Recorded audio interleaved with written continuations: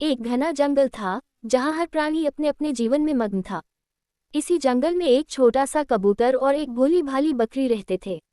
बकरी का नाम गौरी था और कबूतर को सब चिकू कहते थे। दोनों की दोस्ती बहुत गहरी थी। गौरी दिन भर घास चरती और चिकू आसमान में उड़ते हुए उसे कंपनी देता। चिकू अक्सर पेड़ की शाखा पर बैठकर गौरी को चुटकुले सुनाता और गौरी मुस्कुराकर में करके हंसती। दोनों का ये साथ जंगल में सबको प्रिय था। लेकिन हर जंगल में शांति के साथ खतरा भी होता है। उसी जंगल में एक चालाक शिकारी भी आता जाता था, जो जानवरों को पकड़ने के लिए तरह तरह के जाल लगाता। एक दिन गौरी हमेशा की तरह चरने के लिए जंगल के अंदर की ओर चली गई। चिकू भी उसके साथ उड़ते उड़ते गया। मौसम सुहाना था और दोनों दोस्त अपने दिन को जी भरकर जी रहे थे। तभी अचानक चिकू को एक अजीब सी गंध आई, जाल की गंध, इंसानी छुअन की गंध। चिकू ने इधर उधर देखा और उसे दूर एक पेड़ के नीचे घास में छिपा हुआ जाल नजर आया। वो तुरंत गौरी की ओर उड़कर आया और चिल्लाया, गौरी रुको, उधर मत जाना, वहां खतरा है। गौरी रुक गई, पर उसकी नज़र घनी हरी घास पर थी।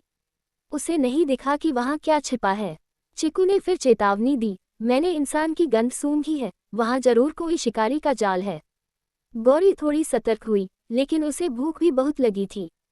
उसने धीरे धीरे कदम बढ़ाया और कहा, शायद तुम गलत हो चिकू, घास बहुत स्वादिष्ट लग रही है।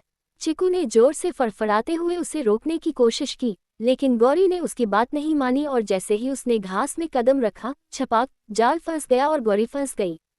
गौरी की आंखों में डर उतर आया। वह जोर जोर से चिल्लाने लगी, बचाओ, कोई तो बचाओ। लेकिन जंगल में उस समय कोई और जानवर आसपास नहीं था। चिकू भी डर गया, लेकिन उसने हार नहीं मानी। चिकू सोचने लगा, अगर मैं उड़कर बाकी जानवरों को बुलाऊं, तो शायद देर हो जाएगी। शिकारी कभी भी आ सकता है, मुझे कुछ करना होगा। चिकू को याद आया कि पास ही नदी के किनारे एक दल थे लंगूरों का, जो बहुत ही समझदार और तेज थे। वह तेजी से उड़ता हुआ उनके पास पहुंचा और सारी बात बताई। लंगूरों का मुखिया बुजुर्ग बाबू बहुत चतुर था। उसने कहा, हम तुम्हारी दोस्त को जरूर बचाएंगे, लेकिन हमें योजना बनानी होगी ताकि शिकारी को सबक भी सिखाया जा सके। उन्होंने तय किया कि कुछ लंगूर जाल के पास छिपकर शिकारी का इंतजार करेंगे और जैसे ही वह आएगा, उस पर हमला करेंगे। चिकू ने भी मदद का वादा किया। थोड़ी देर बाद दूर से शिकारी आता दिखाई दिया। वह मुस्कुरा रहा था, क्योंकि उसे लगा कि उसका जाल काम कर गया है। जैसे ही वह गौरी की ओर बढ़ा, पेड़ों पर छिपे लंगूर चौकन्ने हो गए। शिकारी ने जैसे ही गौरी को छूने के लिए हाथ बढ़ाया, ऊपर से एक लंगूर ने जोर से उसकी पीठ पर छलांग लगाई। बाकी लंगूरों ने भी पेड़ों से फल, लकड़ी और पत्थर फेंकने शुरू कर दिए। शिकारी घबरा गया। चिकू भी आसमान से नीचे उड़कर उसकी टोपी और बैग पर वार करने लगा। इतने में लंगूरों ने उसकी रस्सियां और हथियार छीन लिए। शिकारी को भागना पड़ा। डर के मारे वह सब कुछ छोड़कर वहां से भाग गया और कभी वापस न आने की कसम खा ली। लंगूरों ने जाल को काटा और गौरी को बाहर निकाला। गौरी की आंखों में आंसू थे, डर के नहीं, बल्कि अपने दोस्तों की मदद से बचे होने के। उसने चिकू को देखा और कहा, अगर तुम न होते तो मैं कभी बच नहीं पाती। आज मुझे समझ में आया कि सच्चा मित्र वही होता है जो संकट में काम आए। बुजुर्ग लंगूर ने मुस्कुराकर कहा, और समझदारी से काम लेना हमेशा जरूरी है।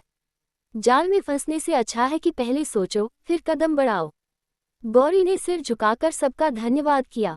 उस दिन से जंगल में सबने मिलकर यह निर्णय लिया कि वे मिलकर अपने जंगल को शिकारी से सुरक्षित रखेंगे। सभी जानवर एक दूसरे की मदद करने लगे। चिकू और गौरी की दोस्ती और भी मजबूत हो गई। अब अगर गौरी चरने जाती, तो पहले चिकू आसमान से पूरी जगह का निरीक्षण करता, फिर उसे बुलाता। गौरी अब न केवल समझदार हो गई थी, बल्कि वह भी दूसरे जानवरों को सतर्क करती। और जंगल में ये कहानी सबको सुनाई जाती कि कबूतर की मदद से बच गई बकरी की जान। सीख, सच्चा मित्र वही होता है जो मुश्किल समय में साथ दे। साथ ही किसी भी काम में जल्दबाजी नहीं करनी चाहिए, पहले सोच समझकर कदम उठाना चाहिए।